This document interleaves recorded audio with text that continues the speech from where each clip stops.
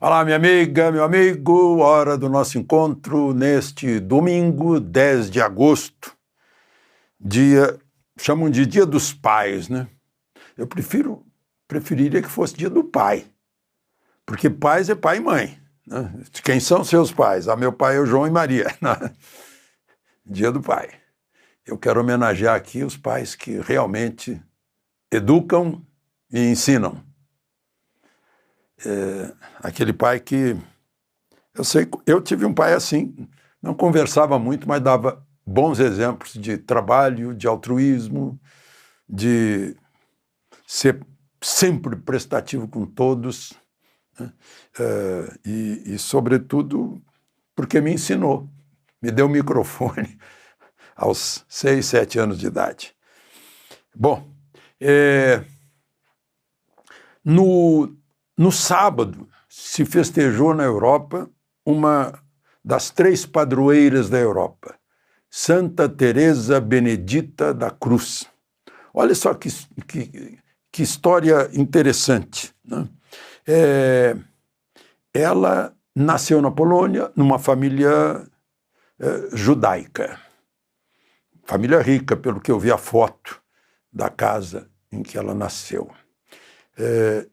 Se tornou estudante de filosofia, uma super filósofa, procurando a verdade. Aí leu a biografia de Santa Teresa de Ávila e disse, puxa, descobri a verdade. Virou carmelita, entrou no convento carmelita descalça, né? E aí começou a perseguição aos judeus. Ela era de família judaica, tinha se convertido, foi batizada, crismada, claro, antes de entrar no convento.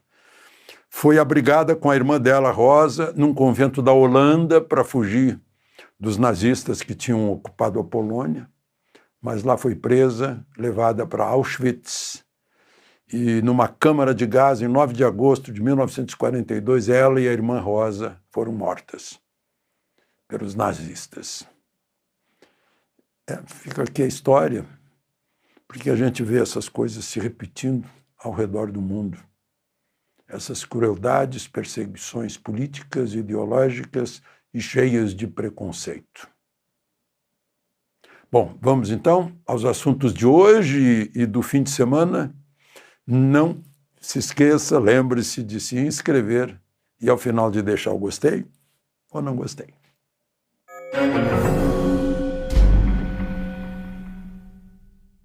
Bom, primeiro assunto de hoje, todos vimos, mas eu não comentei aqui porque aconteceu depois da nossa conversa de quinta-feira, a ocupação das mesas diretoras dos plenários da Câmara e do Senado. Interessante, vocês notaram que a imprensa, o jornalismo conservador, todo aplicou a palavra motim para isso. Quando a senadora Fátima Bezerra e outras do PT ocuparam a mesa do Senado, eu lembro de Fátima Bezerra comendo quentinha na mesa do Senado, porque ocupou, não deixou ter mais sessão para a reforma trabalhista, né? Ninguém reclamou, era um momento natural. Eu não sei quantas vezes eu vi o José Genuíno interrompendo sessão, ocupando mesa, ocupando plenário, fechando as portas do plenário, né? Muitas vezes. Movimento normal, era movimento normal. É que aqui o julgamento das coisas depende de que lado né? Tanto que agora o presidente da Câmara mandou o nome de 14 deputados para a corregedoria da Câmara, pedindo punição deles por impedir a reabertura dos trabalhos, que na verdade não é reabertura, né? Porque não podia ter recesso enquanto eles não votassem a lei de diretrizes orçamentárias e tal. Bom, aí está aqui o nome deles, né? Os 10. Marcos Polon, Zé Trovão, Júlia Zanata, Marcel von Hatten, Paulo Bilinski, Sóstenes Cavalcante, que foi o porta-voz, o grande porta-voz, ele é líder do PL, Nicolas Ferreira, Zucco, Alain Garcês, Caroline Detone, Marco Feliciano, Bia Kisses, que é a minha representante lá dentro, Domingos Sávio e Carlos Jordi.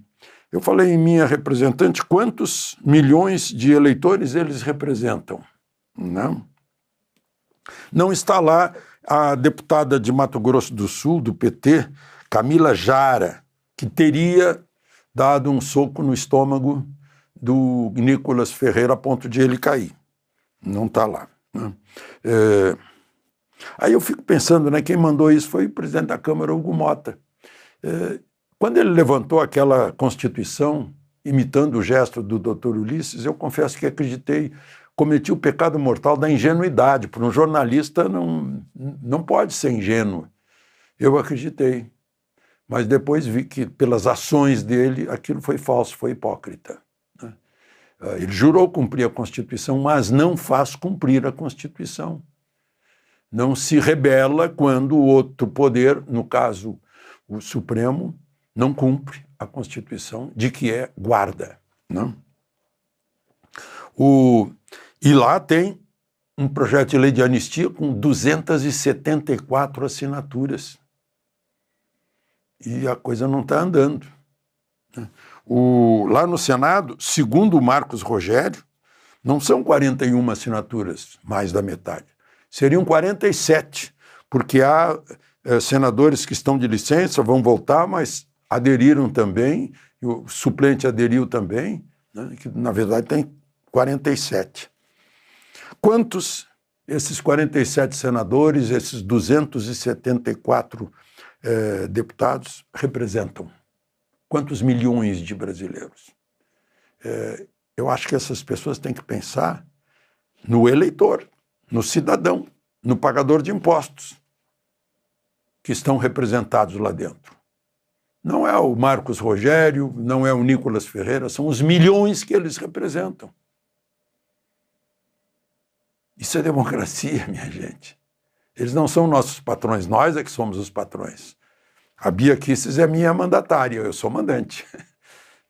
Na sexta-feira eu encontrei com o deputado local aqui, o Thiago Manzoni, que é o meu representante aqui.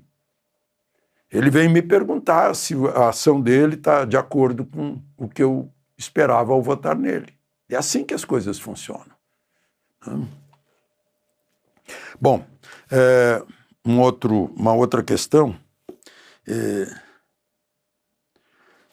Sim, o Trump vai se encontrar com o Putin no Alasca, que já foi Rússia, Os americanos compraram o Alasca da Rússia. E está ali no meio do caminho, com todo esse significado histórico. Vão se encontrar lá para falar sobre Ucrânia.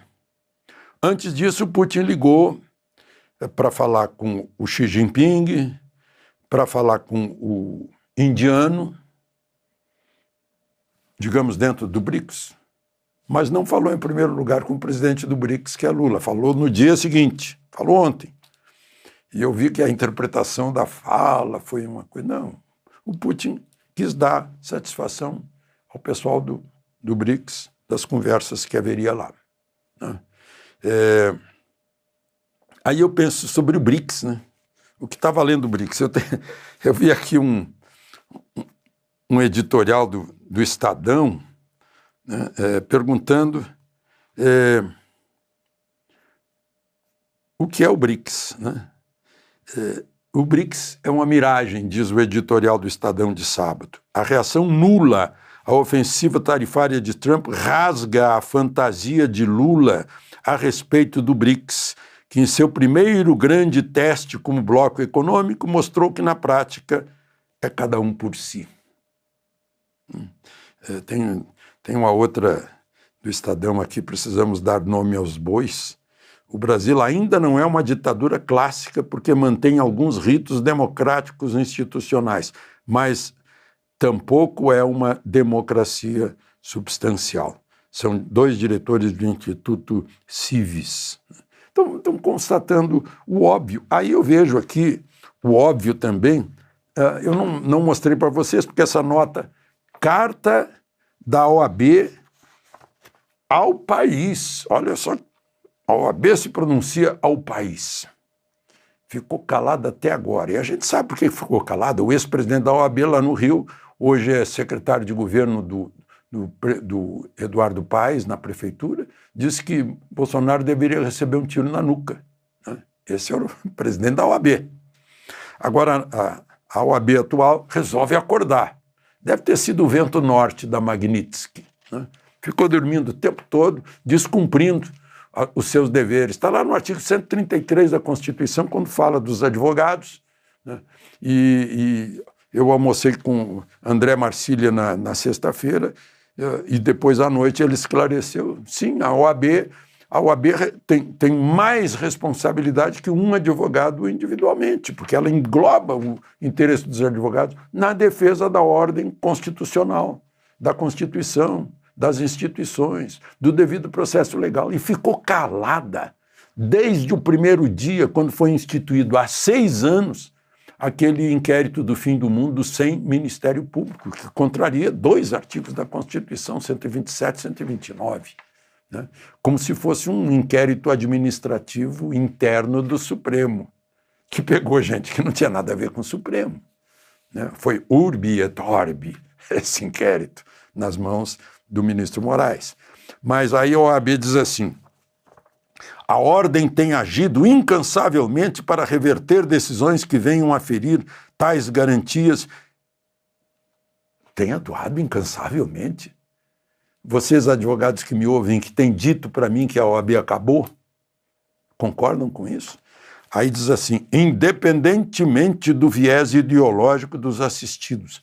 Ela tem que dar essa satisfação que é independentemente do viés ideológico. Isso é óbvio. Isso deveria fazer parte da natureza da OAB. Não é da circunstância. Não é? E depois diz assim, olha só. A Ordem dos Advogados conclama todos os integrantes dos poderes da República, Executivo, Legislativo, Judiciário e todas as lideranças políticas e civis do país a firmarem um pacto pela pacificação do país. Será que acham que estão no DCE, no centro acadêmico? Acho que é simples assim. Em absoluto respeito à soberania pátria, ao devido processo legal e às normas constitucionais e legais, ao judiciário e a todas as instituições políticas. Eles antes disso, né, eles dizem que é preciso obedecer e tal à Constituição. A ordem seguirá independente e crítica, ativa e propositiva. Seguirá como? Se não veio seguindo até agora. E reafirma: somos agentes da legalidade. Nossa missão é proteger o Estado democrático de direito e o país contra quem quer que seja. Nossa bandeira é a Constituição, óbvio. Nosso lado é o Brasil. Sim, conselheiro Acácio, óbvio. Digam as coisas especificamente, sem medo. Ou era, claro, tá isso. Diretoria do Conselho Federal da OAB e Colégio de Presidentes dos Conselhos Seccionais da OAB. Tinha que juntar todo mundo, então, para agradar todo mundo, saiu isso aqui. Eu já vi, eu estou há quase 50 anos em Brasília, já vi a OAB agindo pela legalidade, pelo devido processo legal, pela justiça, pela defesa do direito, né, de forma muito diferente e bem melhor, né, bem melhor. Bom, eu já falei muito hoje. De Brasília, Alexandre Garcia.